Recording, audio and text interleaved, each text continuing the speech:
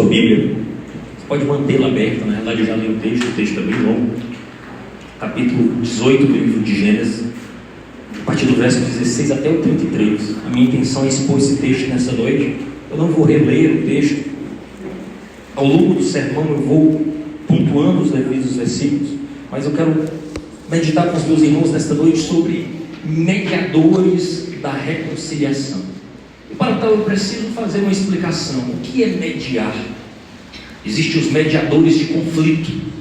É alguém que vai olhar, ouvir, escutar as partes e vai criar uma ponte para o diálogo, vai apresentar uma verdade a alguém que a desconhece por algum motivo. Então mediar é ser um apaziguador, é alguém que apresenta um caminho, é alguém que mostra uma direção. E aqui nós não mediamos qualquer coisa, nós não intervimos em qualquer situação. A proposta daquilo que o texto nos revela nesta noite é nós mediarmos uma reconciliação. Você já foi um agente para a reconciliação de alguém, algum amigo?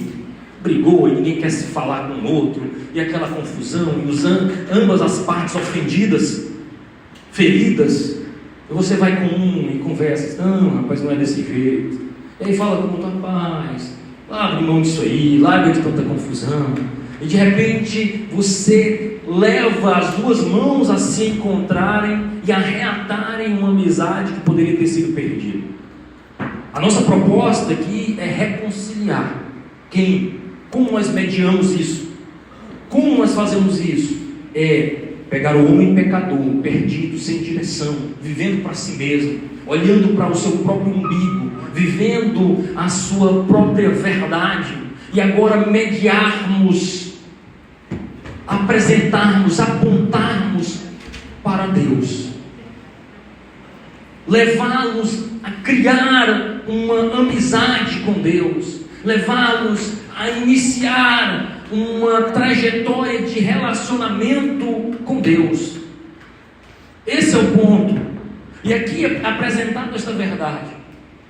Eu quero caminhar por esse texto nesta noite, porque uma consequência imediata na vida de alguém que conhece Jesus, que talvez vivia uma vida longe de Jesus, a pessoa aceitou como seu Salvador, e agora a primeira coisa que ela se pergunta é assim: agora, o que eu faço com aqueles que não conhecem a verdade de Deus? O que eu faço com meu pai que ainda não aceitou Jesus? Com meu esposo? Com meu filho? Com meu marido? O que eu faço com os meus colegas de trabalho? Como é que eu apresento esta verdade? Como é que eu sou um instrumento de Deus? Porque quando você conhece Jesus, você compreende, você está salvo, você se relaciona com Ele, a tua vida entregue a Ele, sob o domínio dEle, te dá acesso, mediante arrependimento dos seus pecados e fé no seu sacrifício, de caminhar com Ele. E se partir desta terra, vai para o céu. Não é isso que nós cremos?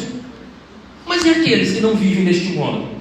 Para onde eles irão? A palavra de Deus nos dá essa direção. Todo aquele que morre sem um relacionamento profundo, íntimo com Jesus, não tem história. É condenação eterna. Tem uma vida distante de Deus para a eternidade, eternamente. Então isso deveria nos assustar, nos assombrar. Paul Washer, uma frase de impacto que ele disse: olha, daqui a 50, 100 anos, a maioria das pessoas que você conhece, que você conversa, que você se relaciona, que você marca viagem, que você sai para comer, que não conhece a Cristo, que não entregaram a sua vida a Cristo, estarão condenadas ao inferno. Chocante, não é? Imagine aí, boas pessoas que você olha e sabe, mas é um bom funcionário, é um bom amigo, faz parte do meu grupo na escola, no trabalho, é da minha panelinha, mas inevitavelmente, se ele rejeitar a fé, ou se ele não for apresentado à fé, inevitavelmente ele estará perdido, sem direção. Então uma consequência imediata é o que vai acontecer com essas pessoas que não têm a mesma fé que nós, que vivem em completa desobediência a Deus. O que nós faremos com esses familiares, amigos, colegas de trabalho, do colégio? Nós devemos simplesmente abandoná-los e dizer: meu amigo, eu encontrei Jesus e o resto é que se exploda.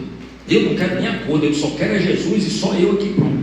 Ou nós devemos, pelo contrário, abençoá-los, instruí-los, orar por eles, clamar a Deus pela vida deles.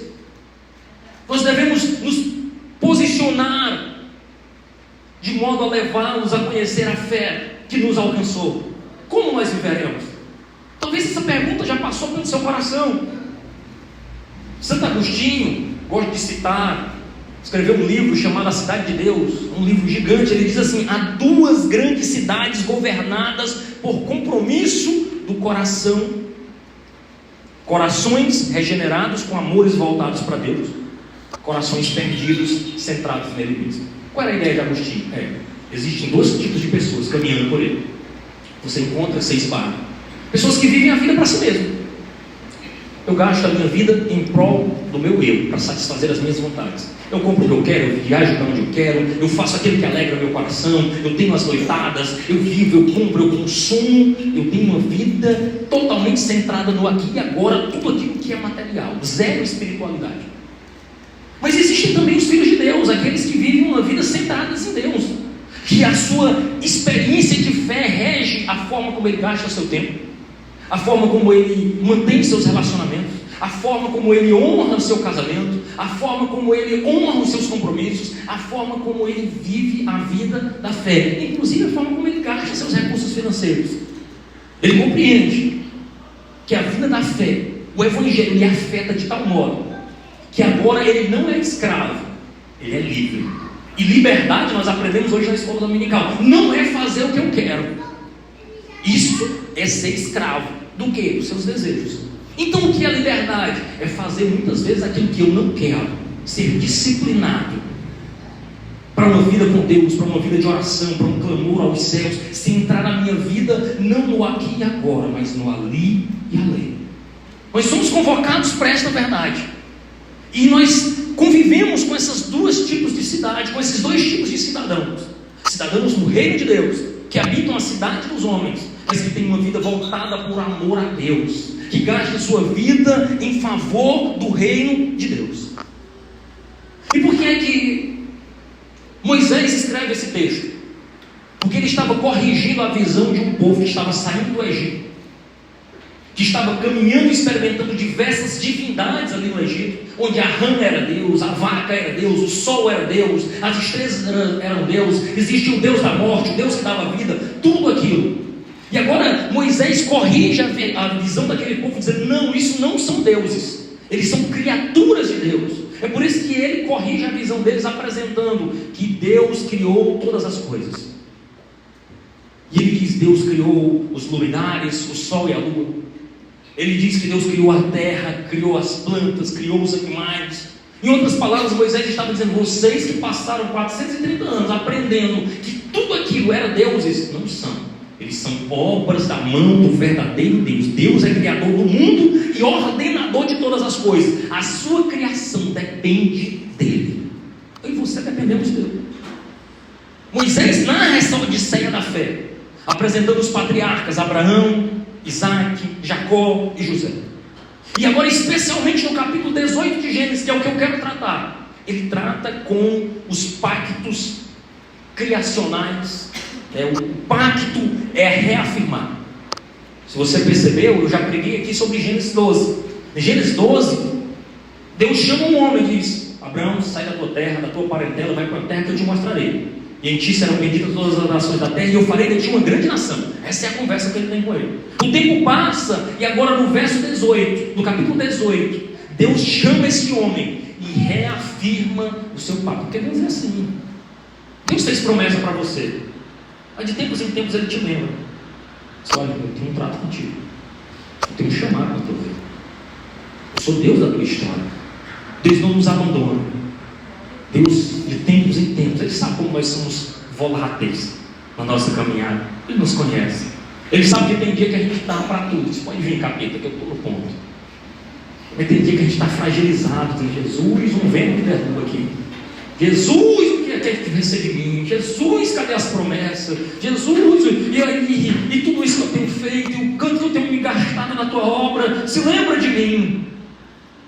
O que é mais interessante é que Jesus não pega na nossa orelha assim: já te disse que eu sou teu Deus. Ele nos acolhe amorosamente, dizendo assim: filho, estou contigo ainda. As promessas são reafirmadas. Eu cuido de ti, eu chamei, eu sustento, eu cuido. Essa é a verdade que você precisa sair dessa noite. Você está debaixo do cuidado poderoso da mão de Deus. Pastor, mas você não sabe, as coisas só estão dando errado. Mas Deus continua no controle de todas as coisas. Porque a prova do controle de Deus não é só se as coisas estão bem. Esse talvez é o maior erro. Você medir o seu relacionamento com Deus pelas bonanças das coisas. E um mau relacionamento com Deus é quando as coisas começam a dar errado. Não. Isso é viver. Viver, irmãos, é cheio de altos e baixos. Viver tem isso. Deus não é fiel quando o pneu do carro não fura. Deus é fiel no pneu furado, na tragédia chegando. Deus é fiel nas dificuldades, nas lutas. Apenas Deus corrige a nossa visão, dizendo assim: olha, meu filho, eu sou mais do que tudo isso aqui. Se tua alegria está baseada só nas coisas que estão dando certo, deixa eu te dizer, eu reafirmo as promessas. Mesmo quando as coisas não estão saindo como você espera, eu estou cuidando de tudo. Tenha convicção disso, meu irmão. Porque embora as coisas não deem certo 100% no aqui e agora, mas chegará um momento, chegará um dia, chegará uma hora em que finalmente toda dor e dificuldade desse tempo passará. E finalmente nós estaremos com o nosso Senhor, vivendo de vitória em vitória. Louvado seja o nome do Senhor. Então aqui Deus trata dois assuntos nesse capítulo, né? Veja que no início do capítulo 18, ele fala sobre o nascimento de Isaac. E depois ele fala sobre a destruição dos vizinhos, que seriam Sodoma e Gomorra. Eu não li os primeiros 15 capítulos, eu já iniciei no 16, mas ali é uma narrativa sobre o nascimento de Isaac. E logo depois, porque os anjos chegaram para falar com Abraão, falando sobre que a estéril daria a luz. Só que assim, você olha, irmãos, a vida dos filhos de Deus às vezes é tão complicada, é tão impossível, que você sabe, será que Deus está mesmo com esses camaradas? Você lê essa narrativa, não sei como é que você tem lido Gênesis, mas você vê um monte de promessa, mas a maioria das grandes mães, de quem Deus ia fazer uma grande nação, tudo estéril. Então Deus pega Abraão, ó, você está gagazinho aí, velhinho, já está quase para se aposentar, mas eu vou fazer de ti uma grande nação. Aos olhos humanos, eles rapaz. Então tal que nos primeiros 15 versículos desse texto, Sara, eu não brinco com mulher não, mulher é bicho teimoso, tem até com Deus, né? Sara está aqui escutando a história, aí diz: olha, Sara vai gerar, vai ter um filho, o nome vai ser Isaac. Ela foi rir, deu uma risada. E o anjo diz assim: você riu, Sara? Não ri não, bora mais. Tinha rido para o anjo. Se peita Deus, irmão, então imagina. Ri não, você riu, ri nada. Mas o fato é que, aos olhos humanos, qualquer um de nós daríamos risada. Assim, eu sou uma velha, não tenho como gerar. Essa é o milagre, irmãos, de caminhar na fé. Que mesmo nas impossibilidades, eu não sei como Deus vai fazer, eu sei que Ele vai. Eu não sei como é que as coisas vão se encaminhar, eu sei que elas acontecerão. E por que eu sei disso? Porque Deus prometeu e Ele está no controle de todas as coisas. Então o leitor de Gênesis aqui olha e só vê impossibilidades para o cumprimento dessa promessa. Não vai dar certo. A mulher é estéril, só tem dificuldade, mas ainda assim Deus abençoa e as coisas mudam. Então daqui desse texto, irmãos, eu consigo extrair 4 lições. Deus abençoa a cidade dos homens por meio da cidade de Deus. Como é que a cidade dos homens é abençoada? Por minha vida e pela tua vida. Segundo, Deus conserva a justiça na cidade dos homens por meio da cidade de Deus. Se há justiça, os filhos de Deus devem ser os promotores da justiça. Terceiro, Deus ouve o clamor da cidade dos homens a partir da cidade de Deus. Deus ouve o clamor. E por último, Deus livra da destruição a cidade dos homens por meio dos cidadãos da cidade de Deus. Então veja bem, Deus abençoa a cidade dos homens. Como? Veja o verso 16. Quando aqueles homens se levantaram dali, olharam para Sodoma, e Abraão ia com eles para os encaminhar. O Senhor disse: será que eu devo esconder de Abraão o que estou para fazer, visto que Abraão certamente virá a ser uma grande e poderosa nação, e nele serão benditas todas as nações da terra? O que nós temos aqui? Deus conversando ali com os homens, dizendo: rapaz, nós vamos destruir Sodoma e Gomorra. O sobrinho do homem está lá. Eu devo esconder isso dele? Ou devo anunciar para ele? Como é que eu lido com isso? E a primeira coisa que eu aprendo nesse tópico que eu quero tratar com você é que Deus não esconde dos seus filhos o que Ele faz. Se tem uma agência na terra, irmãos, que é capaz de saber o que vai acontecer, é a igreja do Senhor. Nós sabemos o que vai acontecer. Nós às vezes nos iludimos dizendo: não, as coisas vão melhorar. Não, vão piorar. A Bíblia diz que as coisas vão ficar pior. Que a tendência é a coisa piorar, a perseguição aumentar, a luta vir. E nós que não somos daqui, glorificamos a Deus e diz: em breve o nosso rei chegará, então nós teremos paz verdadeira. Porque enquanto estivermos aqui, nós padeceremos lutas e dificuldades apenas. Então aqui há uma verdade estabelecida. Aqui há um poderoso diálogo de Deus dizendo que por meio dos seus filhos Ele não esconde nada. Ele orienta o seu povo. Ele orienta a sua igreja.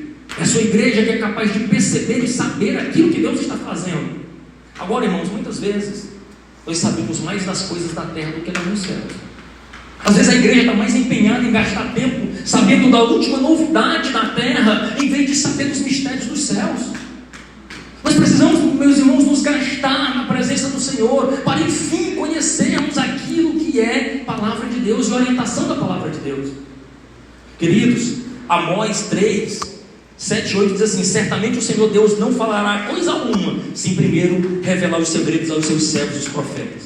O leão rugirá, quem não ficará com medo? O Senhor Deus falou, quem não profetizará? Irmãos, Deus tem afirmado o que iria acontecer a Abraão. Diz para ele como que Sodoma e Gomorra seria destruído.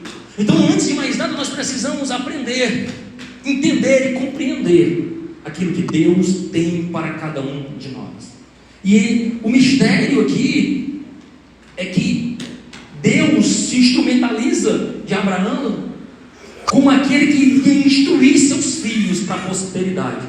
E aí tem um ponto interessante: Deus nos fez promessas e nos fez um povo grande, numeroso e poderoso na terra.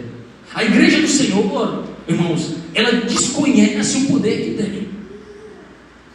A igreja do Senhor às vezes anda cabisbaixa,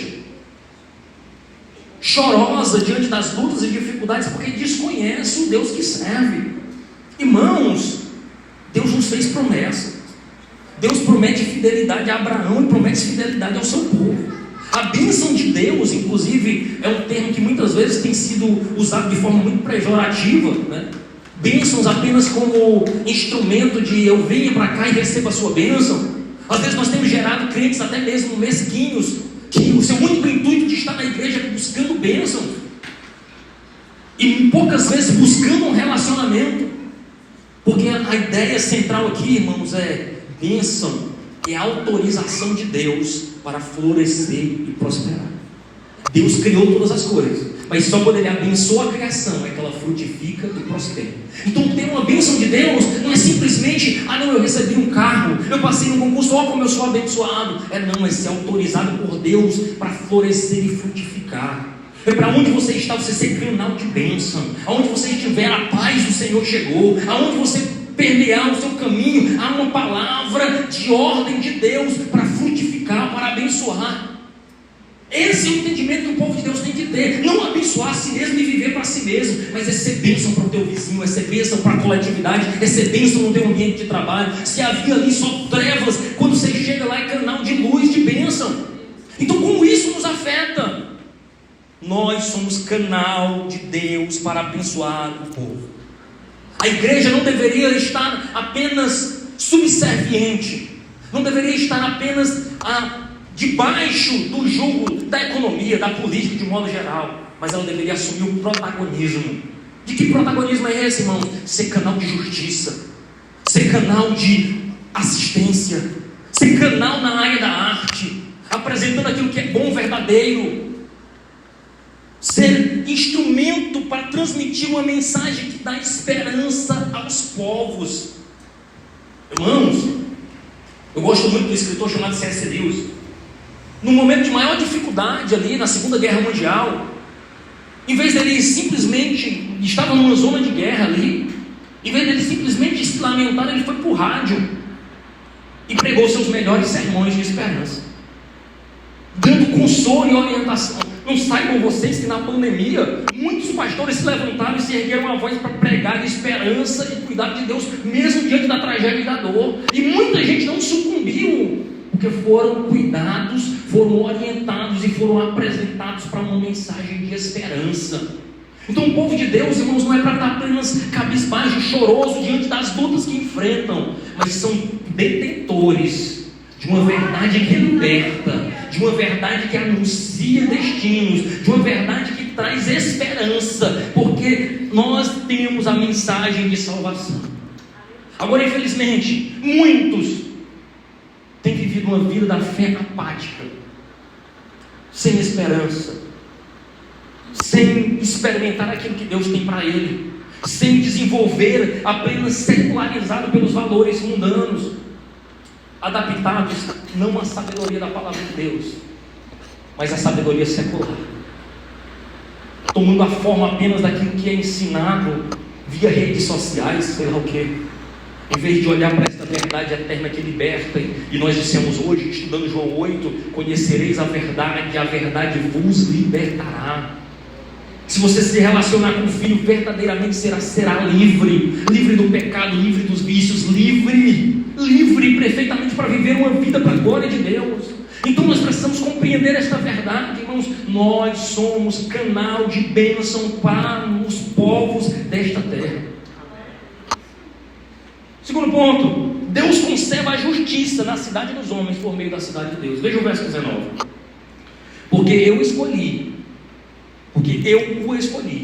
para que ordene aos seus filhos e à sua casa depois dele, a fim de que guarde o caminho do Senhor e pratique a justiça e o juízo, para que o Senhor faça vir sobre Abrão o que ele prometeu. Qual era a intenção de Deus?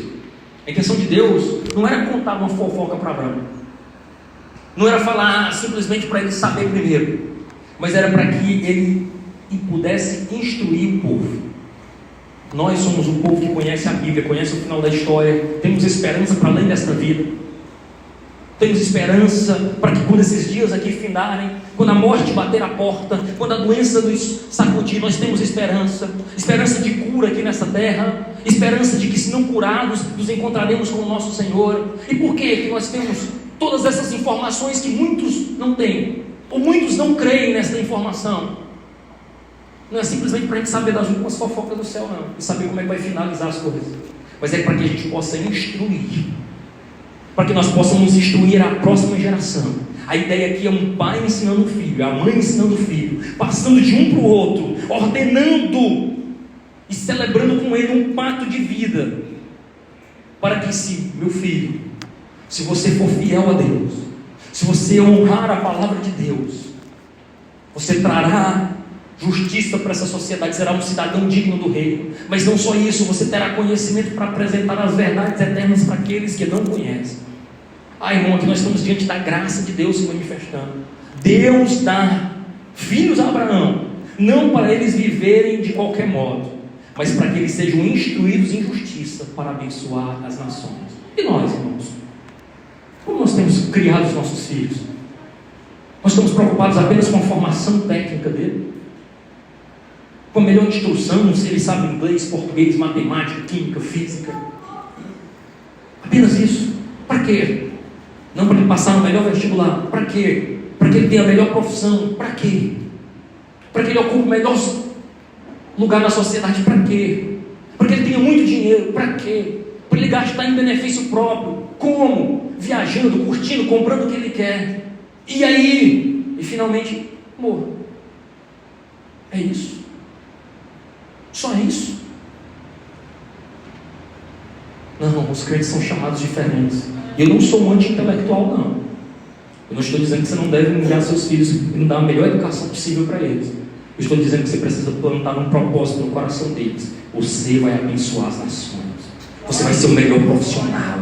Se você sendo o melhor profissional, você vai poder apresentar Cristo para aqueles que não conhecem. Então prepare para ser o melhor professor digno, que assuma uma sala de aula e faça a sua fé conhecida. para que Ele instrua em justiça e em verdade, para que Ele seja o melhor técnico, para que Ele seja o melhor contador, para que Ele seja o melhor médico, o melhor enfermeiro, o melhor nutricionista, o melhor advogado, onde as causas justas Ele defenda com vigor, que Ele olhe para o pobre e para o necessitado, e não só para aquele que tem recurso financeiro e pronto, não, Ele possa abençoar as nações, que Ele seja instrumento para a glória de Deus. Lutero, um sapateiro chegou para Lutero e disse o seguinte: Lutero, como é que eu posso servir a Deus melhor? Eu sou sapateiro, mas eu quero abandonar tudo para ir seguir a Cristo. Ele disse: espere. Quer fazer a obra de Deus? Faça o melhor sapato e venda pelo preço justo. Oh, que bênção para a sociedade, um sapateiro que não faz um sapato que vai se acabar ali, simplesmente com o intuito de ganhar dinheiro, mas ele vai vender por um preço justo, vai honrar a Deus na sua profissão. Ah, irmãos, aqui você está sendo equipado, mas a vida da fé não é vivida só aqui não. Amanhã a vida da fé vai bater na sua porta, onde você vai ser testado, e se o que você aprendeu aqui como cristão sempre tem sido praticado, porque talvez vão dizer assim: o que tu faz? É para ser profissional desse jeito, tu diz que é crente e é desse jeito, tu não cumpre com tuas obrigações no teu trabalho, tu não cumpre com tuas obrigações na sociedade, é esse testemunho que tu quer dar. O mundo nos lembra disso, mas que isso não aconteça conosco, e sim nós sejamos inspiração. Diz: eu quero ser professor que nem tu, que tem compromisso, que cumpre a obrigação. Eu quero ser um técnico que nem você, que não enrola, que não dá trabalho. Ah, se todo funcionário meu fosse que nem você, que serve, que se comprometeu com aquele trabalho, que honra o trabalho e que honra o Deus que serve. Olha que maravilha, irmãos. Olha a proposta de Deus aqui. Pais que negam o ensino reto e justo aos seus filhos, irmãos, estão suprimindo a verdade pela injustiça, privando seus filhos de desfrutar da bênção de ser parte da aliança de Deus. Ei, papai, mamãe, ensina, eu sei que você tem investido no seu filho, isso é bom, mas equipa teu filho também com literatura cristã. Leva teu filho para experimentar experiências com Deus. Não negue a ele parte da família da fé. Se esforce para que ele conheça Jesus de verdade, que ele se revele pessoalmente no coração do seu filho. Ore, clame a Deus, especialmente seja exemplo e testemunho, porque não tem lugar melhor e mais fácil de desviar um filho do que o banco de trás do carro, do que a mesa na hora do jantar. Porque às vezes a gente dá testemunho exatamente tudo o contrário daquilo que a gente diz que prega e segue. Então vigia nesse aspecto. Então isso significa o quê? Que os nossos filhos, irmãos, não devem ser bênção apenas para nós, mas devem ser bênção para as nações. Nós somos agentes de Deus neste mundo, ministros da reconciliação. Não crie os seus filhos apenas para serem bem-sucedidos, ricos e famosos, mas crie-os para a glória de Deus, para instrumentos para a glória de Deus. E Deus ouve o clamor, irmão, contra a cidade. Como? A partir da cidade dos homens. Veja no verso 20. O clamor contra Sodoma e Gomorra tem aumentado. O seu pecado é gravíssimo.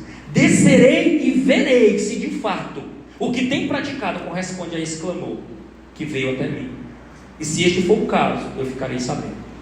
Deus revela seu plano, né, para Abraão. E aí Deus mostra nesse texto que ele ouve o clamor. Não está claro no texto de onde vem esse clamor, quem estava clamando. Porque o que a gente tem ali é uma cidade muito injusta. Nós que olhamos para Sodoma e Gomorra como exemplos até hoje de cidade pecaminosa e distante de Deus, de gente que pecava com as maiores atrocidades, mas ali de algum modo alguém estava clamando, alguém clamou contra os crimes, as injustiças que as pessoas estavam fazendo certas que estariam impunes. Mas esta é a verdade, irmãos. O sucesso do ímpio não significa imobilidade e indiferença de Deus. Deus está vendo, Deus contempla, Deus vê todas as coisas, Deus ouve clamores.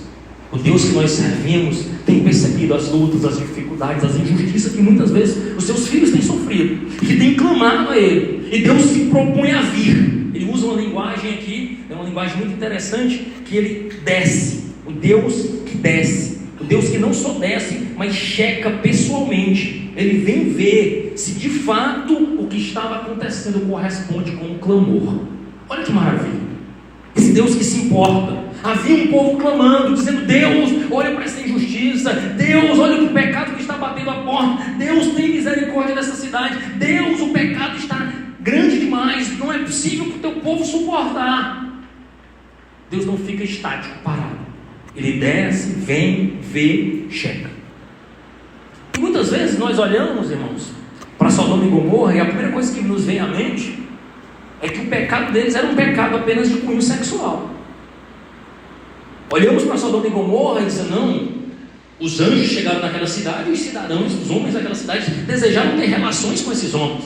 Então é uma sociedade voltada para uma vida de uma sexualidade pervertida, de uma sexualidade promíscua, desejando possuir, mesmo violentar.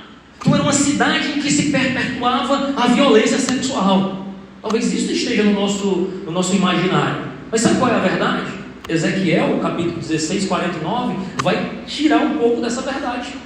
Vai nos mostrar na realidade qual era o grande problema de Sodoma e Gomorra. Olha só, eis que esta foi a iniquidade de sua irmã Sodoma. O que ela fez? Ela e as suas filhas foram orgulhosas, tiveram fartura de pão e próspera tranquilidade, mas nunca ampararam os pobres e os necessitados. Foram arrogantes e fizeram abominações diante de mim. Ao ver isso, eu as removi daquele lugar. O problema de Sodoma e Gomorra não era só violência sexual, não era só o abuso, abominações contrárias à verdade de Deus e os propósitos de Deus, mas ela também se revela como uma cidade soberba, orgulhosa e pouco misericordiosa. E aqui, irmãos, nós somos chamados a entender que Deus olha e vê o clamor, usando aqui uma linguagem em que Deus toma a forma humana, Ele desce e vê. Deus não julga de maneira injusta, Ele vem e vê, Ele contempla, Ele checa, Ele avalia. E o que isso significa para nós, irmãos? Nós devemos ser bênção para as famílias e para a sociedade. Nós somos chamados, irmãos, para sermos ministros da reconciliação e agentes da bênção de Deus. Nossa função, queridos, é levar ao Senhor nossas queixas contra o pecado, injustiças e violências que ocorrem rotineiramente nessa cidade. E a pergunta é: quantos de nós, irmãos, têm orado pela nossa cidade? Quantos de nós têm clamado diante das atrocidades que acontecem aqui debaixo dos nossos narizes? A sexualidade desregrada, a falta de misericórdia, a pobreza, a falta de pão, a falta de socorro que muitas vezes se perpetua dentro da nossa cidade, da nossa sociedade de modo geral. Irmãos, o povo de Deus é chamado para viver uma vida diferente, é chamado para viver uma vida que glorifica a Deus. E por último, irmãos, Deus livra da destruição o cidadão da cidade dos homens a partir da cidade de Deus. Você que é cidade de Deus, note que o texto que eu li, Abraão começa um diálogo com Deus. Ele diz: Deus, é o seguinte, eu quero fazer uma proposta para o Senhor. Qual é a proposta, Abraão? Você pode falar. É que se tivesse 50 justos lá em Sodoma, o Senhor ainda destrói? Deus disse: não, destrua não. Por amor ao justo, eu não destruo a cidade inteira. Eu não tenho o justo pelo injusto. Se tivesse 50 justos lá, eu não destruo a cidade. Estou indo destruir, mas cancela agora o plano. Abraão disse: Senhor, e 45? Senhor, e 40? E 30? E 20? E 10? O fato é, existia naquela cidade apenas Ló, suas duas filhas e sua esposa. E o texto bíblico deixa revelar que a sua esposa não era essas crentes assim de se dizer assim, de se admirar, né? Crente que gosta de oração. Não era muito, não. Prova disso é que ela é orientada a não olhar para a cidade, muitas vezes, ao sair da cidade, a ser liberta daquela cidade. Os amores de Sodoma parece que penetraram o seu coração, e ela olha para trás ali no ato de dizendo: poxa, não queria sair daqui, e de fato não saiu, ficou naquele lugar. Diz o texto bíblico que ela é convertida ali, né? No momento que ela se converte, não a Jesus, mas numa estátua de sal, e aí fica ali perpetuada. Mas e aí, como é que a gente lida com isso? Note que Abraão fala 6 vezes com Deus. Deus não se importa, irmãos, da gente ser sincero diante dele. Não há uma queixa, não há uma proposta para Deus que pareça absurda aos seus olhos. Ele nos acolhe e explica, se é possível, se não é. Então nós podemos apresentar nossas queixas, nós podemos apresentar as nossas lutas diante de Deus. Abraão se coloca diante do Senhor, provando a sua vocação. Aqui ele se coloca como um ministro, irmãos. Alguém que está mediando a reconciliação. E note que ele podia ter dito assim: Senhor, só Ló, por causa de Ló, meu sobrinho, que é da minha família, se eu tenho consideração aí. Não, ele está preocupado com a cidade inteira. Ele se coloca em favor de toda a cidade. Senhor, não leva o justo como o injusto. Senhor, tem misericórdia, dá uma chance àquela cidade. Então a proposta dele é mediar. Esse é o nosso papel também. Olhar para essa cidade e ver que há esperança. Porque o problema dessa cidade é que ela não conhece o Senhor. O problema da sociedade é que elas não tiveram uma experiência com Deus. Então nós que já tivemos essa experiência, é nosso dever, irmãos, ser ministros desta reconciliação. Então ele pede. O ponto é, Deus se apresenta ali, dando a oportunidade para Abraão argumentar com ele, de modo que aquele povo que não conhece a Deus, a presença dos justos poderia abençoá-los. A presença do povo de Deus é que abençoa a cidade, é que preserva a cidade, é que preserva o povo. É a igreja de Jesus, e você faz parte dela. É a causa desse mundo ainda não ter sido destruído, porque tem um povo pregando o evangelho, tem um povo anunciando as boas novas de salvação. Mas Jesus vai voltar. Jesus vai anunciar a todos por meio da sua igreja. E nosso dever, irmãos, é tornar o nome do Senhor conhecido. E aí, irmãos, o que isso significa para nós? Já encerrando. Muitos cristãos, irmãos, ao invés de intercederem pelos transgressores, se alegram com a destruição deles. Nós, os crentes, irmãos, mesmo daqueles criminosos que não valem nada, pior homicida, ele ainda assim é alvo da graça de Deus. Você sabia disso? É doloroso para a gente dizer, né? A gente pensar que aquele que cometeu diversos crimes, um pecador, ainda assim ele é alvo da graça de Deus. Nós não deveríamos nos alegrar quando ele morre sem conhecer Jesus. Uma coisa é ele ser responsabilizado pelos seus crimes, outra coisa é ele ser condenado eternamente ao inferno. Então o nosso papel é clamar por estes também. Deus se revela a ele, porque ele nunca te conheceu, porque todo aquele que te conheceu não vive da mesma maneira. O povo de Deus é chamado a ser presença fiel. Sabe o que é presença fiel? É aquela presença que faz a diferença. Lembra-se de José, na casa de Potifar, o único crente, mas presença fiel. Se não é assim que os filhos de Deus agem. Lembre-se dele no palácio de Faraó. É assim que os filhos de Deus agem. Lembre-se daquela outra jovem que a gente nem sabe o nome, que estava na casa daquele general Ciro, Naamã. Qual é o nome dela? Não sei, só o Senhor sabe. Mas num momento de dor e desespero, ela disse: ah, minha senhora, o meu Senhor só está desesperado desse jeito, porque ele não conhece o homem de Deus que tem lá em Israel. O problema do desespero dele, porque ele não conhece o homem de Deus. Ah, irmãos, o problema do mundo aí fora é que eles não conhecem o povo de Deus. Porque toda vez que eles entrarem em contato com um crente de verdade, que ama Jesus de verdade, ele vai desejar conhecer melhor o Senhor Jesus. E que nós sejamos esse crente de verdade. Me permita fazer algumas considerações cristológicas aqui, olhando para Cristo, que a gente olhe para Cristo nesse momento. A semente de Abraão, irmãos, clama, denuncia e abençoa a cidade. Esse era o clamor da semente de Abraão, de modo que esse clamor chega a Deus, e Deus vem e vê. Mas existiram outros clamores na Bíblia, clamores poderosos. Um deles é o de Moisés, diante do bezerro de ouro, Êxodo 33. Todo o povo pecando, Deus pronto para destruir. Disse: Moisés, eu nem quero ver esse povo. Se eu for lá, eu mato tudinho. E eu vou fazer o seguinte: eu vou acabar com eles, e de ti eu vou fazer uma nova semente, um novo povo para mim. É a hora que Moisés dá um conselho para Deus. Diz: Senhor, o que o povo vai dizer de ti? Olha como é importante a igreja de Jesus. Senhor, vamos dizer que tu não deu conta, tu tirou ele do Egito só para matar no deserto. Faz isso não, Senhor. Eu me coloco agora como um mediador da reconciliação. Tem misericórdia desse povo. Eles são ruins mesmo, são. Eles são complicados, são.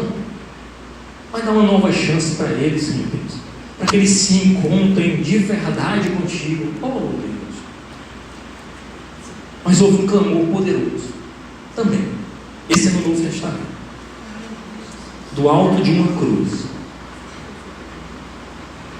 O clamor foi o seguinte: Pai,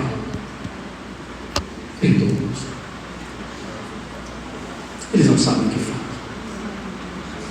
Agora Jesus clamou por mim e por você. Jesus olhou, e aí Isaías descreve isso de uma forma maravilhosa, quando ele fala do servo sofredor. Quem é servo sofredor? Jesus. Aquele que veio abrindo mão da sua glória para sofrer. Ou proposta dos filhos: vai lá. O que é que eu vou fazer lá, rapaz? É só bênção, é só vitória. Ele disse: não, filho, tu vais sofrer. Tu és o servo sofredor. Olha o que Isaías diz no 53:12. Por isso eu lhe darei a sua parte com os grandes, e com os poderosos ele repartirá o despojo, pois ele derramou a sua alma na morte, e foi contado com os transgressores. Ele não era, ele foi contado. Contudo, levou sobre si o pecado de muitos, e pelos transgressores, eu e você, ele intercedeu. Do alto da cruz, Jesus olhou para nós, pecadores, transgressores, distantes, falhos, e intercedeu, clamou por mim e por você. Ah, meu Deus! Então Jesus, o descendente da mulher, agora pisa a cabeça da serpente. Jesus tem melhores condições do que Abraão para abençoar as nações, preservar a justiça e o direito da cidade. Jesus impediu a destruição dos pecadores. Como? Morrendo no lugar deles. Abraão ficou distante, Abraão ficou de longe. Quando a conta deu 10 e ele não tinha mais o que fazer, o texto diz: o Senhor continuou e Abraão voltou para sua casa. Ele disse assim: eu fiz tudo que dava para fazer. Jesus não. Jesus é um Abraão melhor, é um mediador melhor. Porque ele diz assim: filho, eu vou destruir tudo. Mas não, Senhor. O que é que precisa para você não destruir tudo? Que alguém morra no lugar dele. E ele morreu por mim e por você. Ele se entregou por nós. E aqui, irmãos, não era de pessoas boas, não era porque éramos justos, porque o texto de Romanos vai dizer que Deus olhou dos altos céus abaixo da terra e encontrou quantos? Na conta de Deus não deu nem quarto. Ele não encontrou um justo sequer, nenhum. E ainda assim ele veio, morreu por nós, nos resgatou. Aleluia. Somos filhos de Deus por meio de Cristo e da sua obra. 4 lições para você rapidamente. Assuma uma posição de serviço abençoador. Não seja apenas um subserviente, alguém que está debaixo, só seguindo a manada. Seja um protagonista para abençoar os povos pelo Evangelho. Seja uma régua moral e ética para a sociedade. Seja aquilo de melhor no seu ambiente. Transforme o seu ambiente pela presença de Cristo em você. Nós temos o melhor manual, irmão. Nós temos a palavra de Deus que nos orienta. Então a igreja não deveria ser aquela que segue tendências. Nós deveríamos ditar a tendência. Nós deveríamos mostrar qual é o padrão de ser humano, qual é o padrão de vida que agrada a Deus. Nós deveríamos ser aqueles que dizem assim: é assim que se vive para a glória de Deus. Nós somos esse povo. O crente, irmãos, tem que ter mente e coração moldado pelo Evangelho. Mas infelizmente, muitos têm tido sua mente e seu coração moldado pelo mundo, influenciado pelas tendências do mundo, visão do mundo, andando como o mundo anda. E nós aprendemos hoje na escola bíblica dominical: não basta conhecer, precisa permanecer. E aí então, se permaneceres em mim e as minhas palavras em vós, aí vocês serão meus discípulos. Então, discípulo de Jesus não é só ter uma Bíblia legal e ter um programa para o final de semana. Não. Discípulo de Jesus é aquele que permanece nele, onde quer que está. 2, ensine os seus filhos a conservar a justiça. Prepare seus filhos, irmãos, para compreender quem eles são. Eles são agentes mediadores do pacto de Deus. Eles são aqueles que apresentam Deus para o mundo. Eles são aqueles que evangelizam o mundo. Ensine seu filho a evangelizar onde quer que eles estejam. No seu ambiente escolar, que ele tenha uma linguajar de crente. No seu ambiente social, que ele tenha uma vida cristã, que agrade a Deus. Que ele se comporte e viva como um crente. Que ele não seja apenas rico, bem-sucedido e famoso, mas que ele seja um crente fiel, que ama o Senhor. Criem para ser servos da justiça de Deus na cidade dos homens. Terceiro, use o seu tempo de reclamação. Em vez de reclamar, troque ele por tempo de oração. Irmãos, é tão fácil a gente reclamar, mas a gente reclama muito porque a gente não acredita na oração. A gente reclama do cônjuge porque a gente não crê que Deus pode transformar ele. Que se ele dobrar o joelho para valer assim: Jesus, eu não vou converter ele não, mas tu vai, transforma esse ímpio, faz dele um crente, transforma essa ímpia, faz dele um crente. Senhor, transforma, pega ele, Senhor. A gente precisa crer, irmãos, no poder da oração. Deus resolve. Se o Senhor, eu não dou conta não, resolve lá para mim. Quebra no meio, Senhor, transforma, inspira, dá graça, inclina o coração para ti. Ore pela cidade, clame contra as injustiças. Nós devemos clamar para que a vontade de Deus seja feita, porque quando a vontade dos homens prevalece, irmãos, a tragédia é anunciada. Mas o Pai Nosso vai nos lembrar exatamente isso, que se a vontade de Deus for feita, o nome dele é glorificado. Por último, encerro. Faça da sua presença um freio para a destruição. Irmão, que a nossa presença seja um inibidor de pecado. Se está todo mundo falando um dos outros, não, chega o fogo aí, eu não gosto não, já repreendeu a gente. Sabe uma coisa que eu acho interessante? Não sei porque caiu na minha timeline, mas na minha bolha é múltiplo. Mas eu achei muito interessante um cantor sertanejo chamado Chororó. Vocês devem conhecer mais do que eu, vocês têm mais idade do que eu. Mas basicamente eu achei interessante que eles têm um grupo, acho que em alguma entrevista, tem um grupo de WhatsApp. E aí que está lá Leonardo, que está lá Zezé, Luciano, que agora é crente para a glória de Deus, né? E muitos outros. E muitos desses camaradas gostavam de jogar coisas indecorosas de pornografia mesmo. E o Chororó, apesar de não sabermos acerca da sua fé, mas ele não aceita esse tipo de prática. E aí, uma certa feita, eu vi um relato, alguém postou, me parece que o cantor Leonardo, e aí o Chitãozinho disse: apaga. Esse Chororó veio aqui e vai dar uma confusão. Ou você imagina isso, rapaz? O camarada nem crente é, mas que a nossa presença seja isso. Você está no grupo, alguém vai: não, esse linguajar aí não, fulano está no grupo, ele é crente, ele não compactou com esse tipo de coisa, ele não compactou com esse tipo de fofoca, ele não compactou com esse tipo de procedimento. Não, ele é crente. Então a nossa presença não precisa ser um inibidor de pecado, um inibidor da corrupção. Sua presença é sal, deve conter a maldade e a desgraça que impera. A nossa presença precisa ser uma presença fiel, irmão. Existe um novo e vivo caminho, irmãos, que nos conduzem a Deus. Irmãos, o que se espera de um ministro da reconciliação de Deus é que eles sejam fiéis.